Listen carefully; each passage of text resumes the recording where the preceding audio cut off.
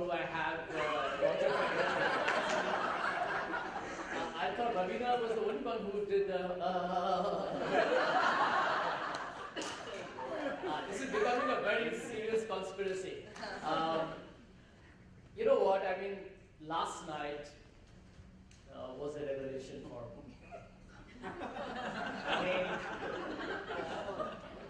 me. I saw a girl who normally I encounter in the office with a very grumpy expression, always complaining about a flight where she spent 8 hours between 7 in the evening till 5 in the morning. And here she was doing the most rollicking pole dance. That actually, when I drove home, I was like looking at each and every lamppost on the way back. Blown out of my head. You know, which actually, you know, makes me approach today's 25 minutes of unlimited, uninterrupted conversation that I'm going to have with you. The power of you, that's the theme that we have. You know, I was reading this morning, especially after last night's brilliant performance by the entire team. I wish you did the same in the classrooms, but that's another story. That, you know, work like you don't need money. Love like you have never been hurt. A lot of men, of course, say that's bullshit, but that's another story. And dance like nobody is seeing you. I think last night I discovered that we definitely follow the third principle. From Madhuvi's eyes, I can see the expectation rising. When are they going to work with no expectation of money? You know, the other day I was returning back from a flight from Delhi to Mumbai. And I met this young guy. You know, he met me at Starbucks, and very typical young guy. He had a laptop here, and he was talking to somebody on the mobile. His laces were falling off, and he looked like a man in a real hurry. I mean, I thought he'd be the next guy with Elon Musk on the flight to the moon. He suddenly spotted me and he said, "You look familiar." I said, "You don't." He said, "Aren't you the guy who comes to TV?" I said, "Yeah, you know, the same guy who beat up Shah Rukh Khan in the last film, Jab Harry met somebody." Whatever. It was a disaster, I thought. So I didn't remember the title of the film. And so we got into a conversation, which started with a bit of a banter. Then he asked me, you know, how do you manage to survive television for so many hours? It's so brutal. I even handled a bespectacled buffoon. I don't mean you more than me. I mean, end of day, I handled some fat, toady potatoes. And it's a very acrimonious debate. It's very bitter. If you see television, it gets very wide. It's like Dale Carnegie on steroids. And the truth be said, that, you know, I began to do the mental calculation while I was sitting with him in Starbucks. That I have been officially a spokesperson for my party for the last almost 5 years. I have been unofficially there for the 2 years prior. So for 7 years, like it or not, I have been in your bedroom. I know what you did last summer. Jokes aside, why am I telling you all this? Because in the last 7 years, on an average calculation, I have on an average done 2 shows a day. That's an average. Okay? That makes it, if you do the calculation, comes to approximately, if you say 2 shows per day, 365, that makes it how much? From 700 or multiply that by around 7 years, you come to over 5,000 shows. Ladies and gentlemen, 5,000 shows is what I have done in my life so far. Give me a hand. Now you must be wondering at the back of your mind, and I know you're trying to hide your expressions with great facade that you're putting up. Why is this man coming here and trying to sing his own commercial in praise, forcing us to clap for the shows that we switched off in the middle and voted for the other party? Now, now, now, so hang on, I think that's the point that I wish to make. That I did all this, I've done all this, and I've got, therefore, if you do some more multiplication, I've spent roughly 3 lakh minutes on television. Yeah, 3 lakh minutes. You try going in front of that for a minute, and trust me, you guys are damn sweet. You'll be had not just for breakfast, for lunch, and for dinner. We're too sweet. But I'll tell you this. Right now in front of you, and that's the point why I have actually made this elaborate beginning. Right now in front of you, people whom I know. Even Geeta ji I have known before. Mangesh and I meet in the men's room more often than we meet in the office. And I can see here that there are a number of faces that, on the Monday call I terrorize you. And yet here in front of you, in front of the second day of the Megastrat, in front of people I know, I like, I love, and hopefully that feeling is reciprocated, I am a bit nervous. And I'll tell you why I'm a bit nervous. Because at the end of the day, it is a new experience. I've spoken in front of you, I've never spoken in front of you and Geeta. I've never spoken in front of the 3 wonderful or the 4 wonderful trainers who just spoke right now before I come. There is something different. And I say this to you with utmost humility. Because one of the things I learned from Dave Carnegie is authenticity. Now yesterday Vivian met me and she said, every time you come and speak, I look forward to hearing you. And I want to let you know that coming here in front of this amazing team, I come with my own pressures of the kind of expectations you have. And the reason why I say this to you is because when I hear the term the part of you, I actually take away something entirely different. So I've come here to upend this entire theme of the conference. Is to say that I actually feel vulnerable. It may be different in magnitude. Maybe with some experience may not be as skyrocketing, but I'm vulnerable. I'm vulnerable, in fact, every time you see me on a television stream, I'm vulnerable to one mistake that I can make that can embarrass many people associated with me. I'm vulnerable to the fact that at the end of the day, every day is a new day, every program is a new program. The truth is that in our obsession to live to an image, in our obsession to always be perfect, we begin to live an image. And power, therefore, becomes an image. I am vulnerable, and I'm going to tell you something by the end of the talk as to why I believe that vulnerability is not something that we need to be ashamed of. Fear is not something that you need to run away from. In fact, I think vulnerability makes you more compassionate. In fact, it makes you more resilient. There's a certain cricketer who had played 400 games for India. And I fought for his case on national television. I can see a lady out there who's a huge fan of his. Now, how many of you in this room, and I'm assuming many hands will go up, are fans of cricket? Quite a few. You have heard of the Ashes? Yeah. You have heard of the Dilip Trophy? Yeah. You heard of the Ranji Trophy? Yeah. And you, of course, have heard of the IPL, the Pajama Cricket. Okay, let me tell you this. Have you heard of the P.T. Atyar Trophy? Has anybody in this room who loves cricket has heard of the P.T. Atyar Trophy? Anyone?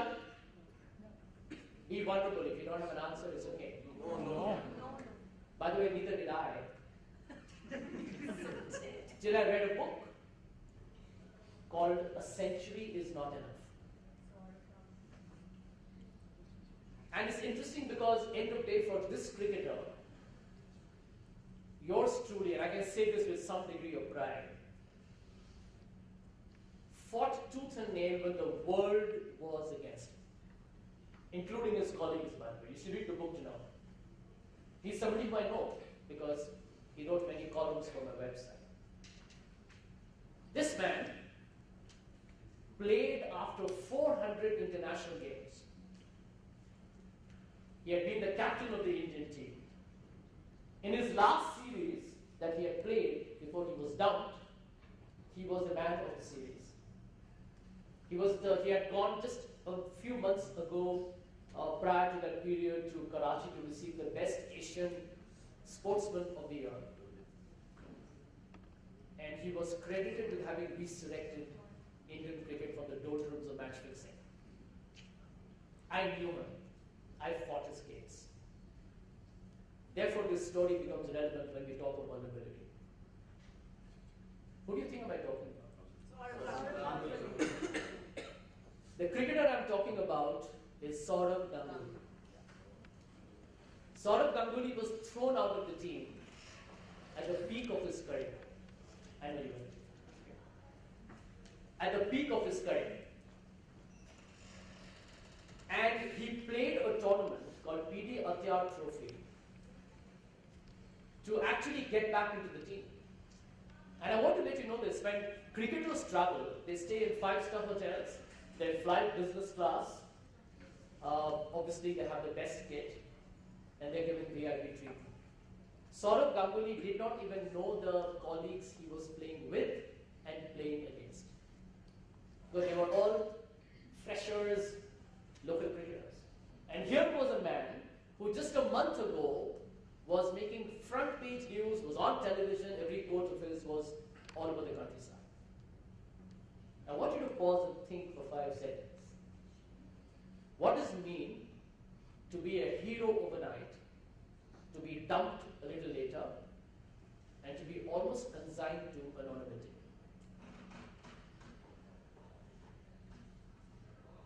Ladies and gentlemen, let me say this to you. That was Sourav Ganguly's most vulnerable moment. I don't know how many of you will probably recollect, but Sourav actually was made to do a commercial advertisement for Pepsi, which said, I hope you guys haven't forgotten.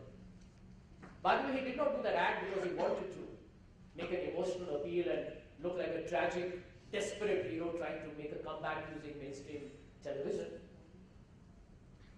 But he was made to do so because he had a contract with Pepsi. Pepsi said, man, I need to use you. And so they made him just do it. For all those who know cricket, I'll tell you what is the extraordinary script that follows. Mr. Ganguly goes and plays with people he doesn't know, scores hundreds. 6 months later, he's back in the Indian team. Then he makes a heroic comeback in a test match in Johannesburg. India wins that match because of him.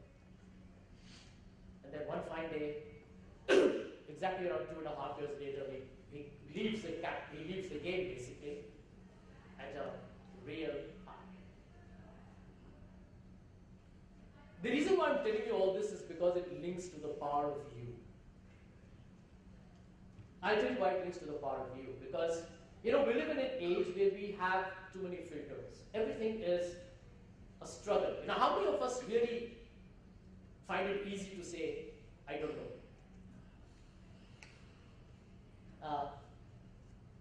I have no answers. I can't. I struggle. I'm clueless. The higher you go up the curve, the lower is the propensity to admit that I'm wrong. Because the leaders, and all of you are leaders in some sense, leaders find it very difficult to actually say they don't have a solution to a problem. And what we're doing basically is we are Instagramming our lives. What do we do with an Instagram? People have Instagram accounts here? Yeah. You go to a restaurant, what do? We take a picture of a food item on the plate, and then we filter the image, and we make it look very sexy, and razzmatazz features are put out there. And everybody who sees it is saying, wow, you went there for a meal. We take pictures of ourselves on a holiday and put it on Facebook and various other social media sites where, you have your friends and your networks. And we do everything to actually hyperplay the reality of our lives. We are all living a certain degree of an imagery to actually conceal our own vulnerability. Somewhere are we really embracing vulnerability, or are actually embracing what I call as an alter ego that is a deceptive look in the mirror? For me, the part of you is not about the part of the facade that we have. The part of us is what we are. Because if we don't understand that, we really don't understand what our power is. There's a lady called Margaret Thatcher, called the Iron Woman, the former British Prime Minister. Guess what she said? She said, being powerful is like being a lady. If you have to say that you are, you aren't. It has to be in this natural flow. Take an example. BlackBerry and the BBM was once the mantra of our lives. I've never been as excited to have a smartphone as I was when I got my BlackBerry. And the BBM was like an obsession. Oh boy, you can actually message without paying for it. Wow. It ceased to exist because it did not listen to people. As a leader in the mobile phone industry, it chose to live in its own world of hubris and arrogance. The rest is history. And WhatsApp is today now a company that was valued at over billions of dollars and was taken over. BlackBerry is now a different business model. You look at the example of another company that I believe has made news, is Starbucks. In a store in America, you had two Afro-Americans being treated with great degree of racial suspicion.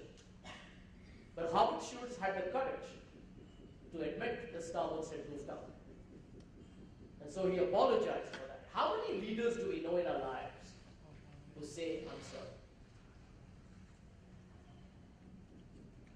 How many leaders do you find in politics or in business saying, I'm sorry? And you frankly struggle to come up with it. And I think if you look at the example of Mahindra, where an HR woman terminated somebody in a rather rude and impertinent manner, Anand Mahindra had the courage to come up and say, I take the full responsibility for it. It's my culture that is responsible. Would you say that is an act of bravery or an act of concession? It's an act of bravery. So I want to let you know that when you actually say that you're wrong, that you make a mistake, you're not weak. You're brought up to believe that you're weak if you say, I'm sorry. Even in Dale Carnegie, we say, appreciate, make genuine appreciation. But we struggle to do that. We struggle to actually go out there and genuinely embrace somebody and say, you know what, I'm so proud of you for what you do. Because we all feel that if you extend your love and affection, are you going to look vulnerable? So if Sanjay Jha says that he is vulnerable, if I come and tell you how much I like you, then you know what, he's a soft guy. And damn well we're in the soft skills industry, man. Why do you run me for being soft? Aren't we being somewhere not too sure of where we stand ourselves? The part of you is not meant to make us believe on us being impregnable, invulnerable. In fact, I want to flip the story now. That the only way you'll understand that is if you are vulnerable. You have to be vulnerable to understand what is the part of you. And let me tell you the ultimate statement of that part. I think is love. Everyone in this room at some point has struggled with the dilemma of love.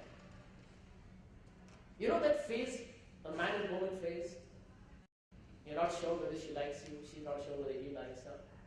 And you're always waiting for somebody else to tell you, should I say it, should I not say it? The fear of rejection. Yes or no? Yes. Yeah. Listen, I've grown up in a time of love story and of Rajnigandha. Have you heard of Rajnigandha, Dosa? Yes. Rajnigandha. You haven't, you're not involved. You're not even conceived that. Yeah. So let's not talk about you. So the point I'm making here, Philip says, yeah, that I saw it 50 years ago. The truth is that love is actually the ultimate expression of vulnerability. Do you experience it with your wife or your husband or your girlfriend or your boyfriend, whoever? That there are moments of vulnerability where you are tested in terms of expressing what you really feel. Yes or no? Yes. Let's be honest. Yes. And I think, if you ask me, we need to understand that love is the ultimate manifestation of a vulnerability. It can be, by the way, even for me. I love you, Mizab, I love you. And the point I'm making here is that end of day,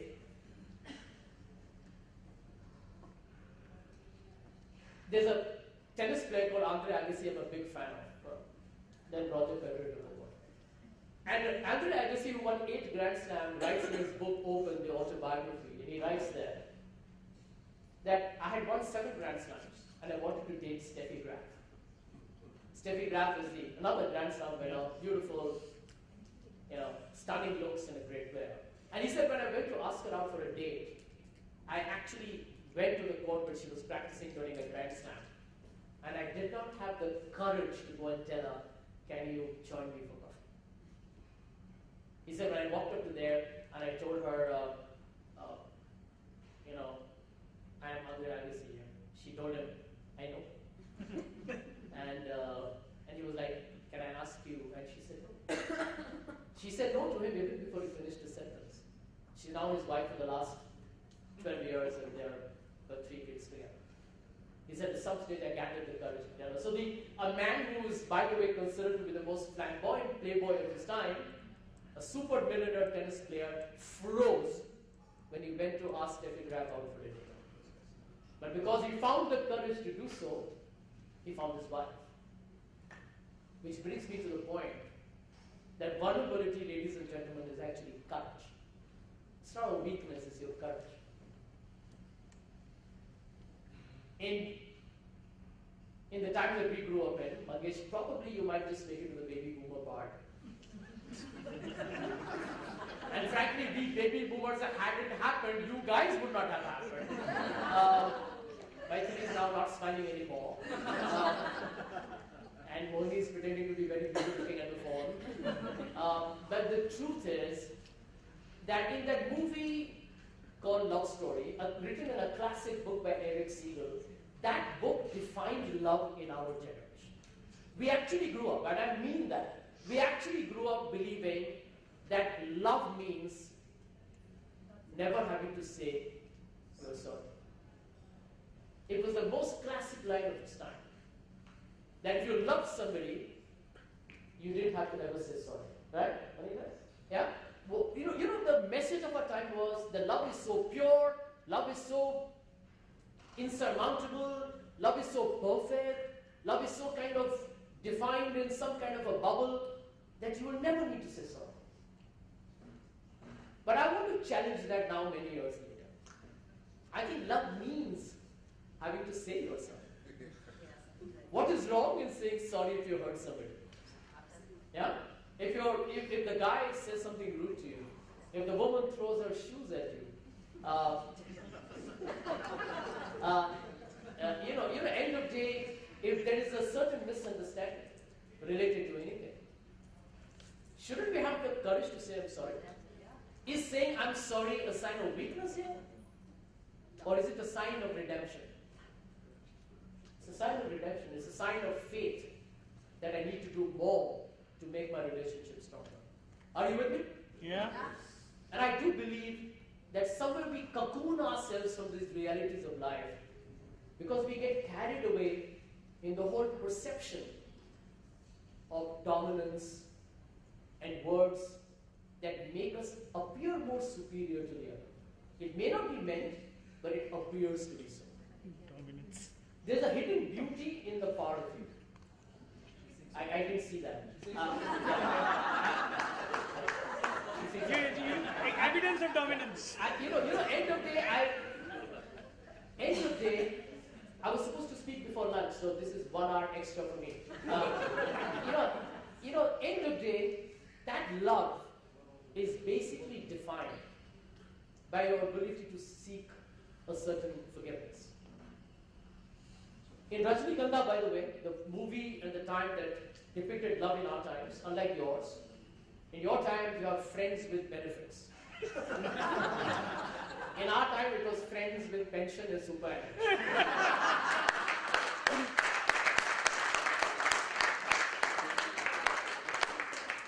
I mean, the truth is in Rajnikanda, for example, the classic story, the girl, and this is true, this is how we actually felt. If the girl picked up the phone and responded to you, you were like delirious for the next 48 hours. You're even willing to forget after that she had refused to take 3 other calls.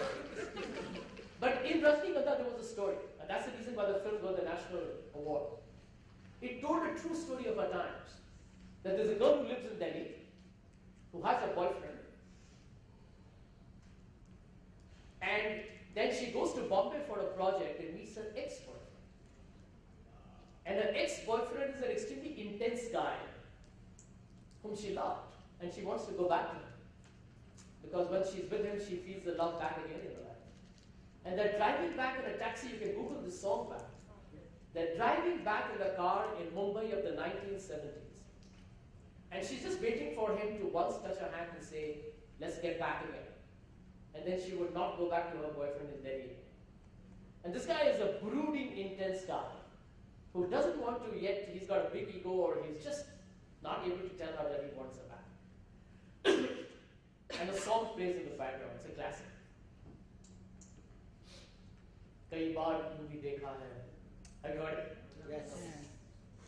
It's a masterpiece.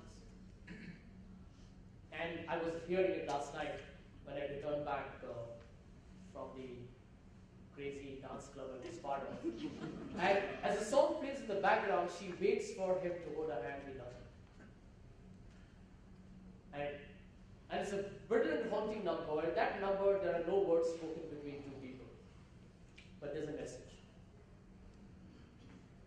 And it's a song that goes, कई बार यूं भी देखा है ये जो मन की सीमा रेखा है मन तोड़ने लगता है अनजानी प्यास के पीछे अनजानी आस के पीछे दिल तोड़ने लगता है. Song plays, you'll fall in love with the characters. But she doesn't hold his hand. She goes back to Mumbai, to Delhi, and the hero is waiting with flowers. He's all excited. He's like, hey, where have you been? It's been so difficult to meet you, to talk to you, because that time you didn't have landlines unless you made trunk calls. And they hug and they love. And she discovers in her life that love belongs to those who tell you that they love you. And when you say, I love you, all of us feel vulnerable because we wait for the other person to say, me too. Right? That's why we don't say, I love you very often. Right? Isn't it true? Yeah. By the way, the name of the hero in Delhi who was waiting for her is called Sanjay. Poetic, man, is poetic justice.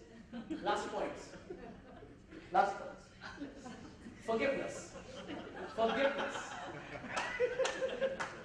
Forgiveness is, by the way, ladies and gentlemen, in my opinion, an act of courage. An act of courage, an act not the vulnerability of courage.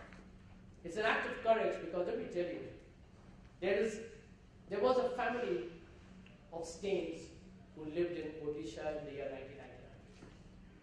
Graham Staines had 2 sons, 10 and 8. They were missionaries working in a backward village of Odisha. In 1999, a violent mob, they were from Australia, a violent mob came, suspecting them of doing something they felt was immoral, which meant that they were converting people to another religion.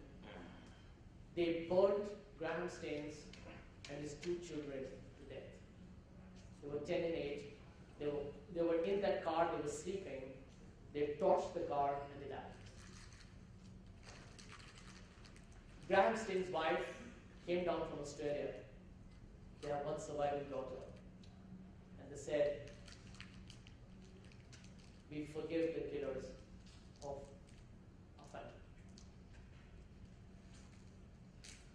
I know somebody personally whose father was assassinated, who has said so publicly and in privately, that he forgives the killer of his father. Killers of his father. Do you think these are acts of anything other than outstanding courage? I think they're acts of great bravery. Just think if something happens to somebody whom we know, who goes through that kind of trauma, how do we build it up? I just read that Jessica Lal's killers were almost forgiven by the sister of Jessica Lal. These are realities, they're acts of courage. And which is why I want to end here by telling you this. That vulnerability, ladies and gentlemen, is not a sign of weakness. It's a sign of strength. Gandhi had nothing with him. He had nothing with him. And he was taking on the British Empire with military and industrial might. The British Empire ruled the world. And there was one man in a dhoti with a stick, a loincloth as they called it, who took on the might of the British Empire with just nothing but moral force. We know he won. And with Gandhi's fight on non-violence and peace, the British Empire ceased to exist across the world. Around the time that India became independent, so did many other colonies all over the world. What do you call that power? Henry Brooke Adams, one of the most famous historians, said power is poison. And he said it why? Because power can become a very negative obsession. Power corrupts, absolute power corrupts. Absolutely. But you've got to redefine that power. The power of you, ladies and gentlemen, is about your power. Because in this room, you have the power to love. In this room, in this table, you have the power to forgive. You've got the power to destroy. You've got the power to actually create rifts. We've got the power to be compassionate. We've got the power to unite. Each one of us. We have the power to build. We have the power to isolate and segregate. We have the power to make one. We have the power to create magic. So I want to let you know that the power of you, therefore, is actually the power of your powerlessness. It's not your power. It's actually the power of your powerlessness that defines the power of you. Because the less powerful you are, in terms of the filters and the images and these mirages that we live in, the more you discover that you are actually very powerful. The power of you, therefore, is your vulnerability. The power of you is, therefore, your fragility. The power of you is, therefore, your ability to say, I couldn't do it. And therefore, I want to end by telling you.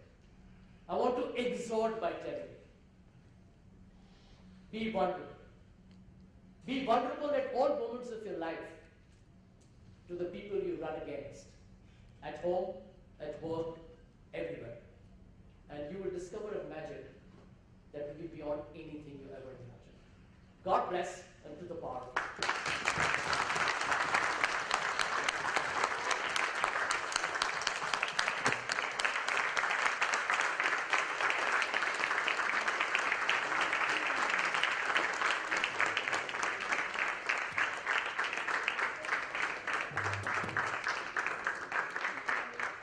Thank you so much, Sanjay, for the absolute vulnerable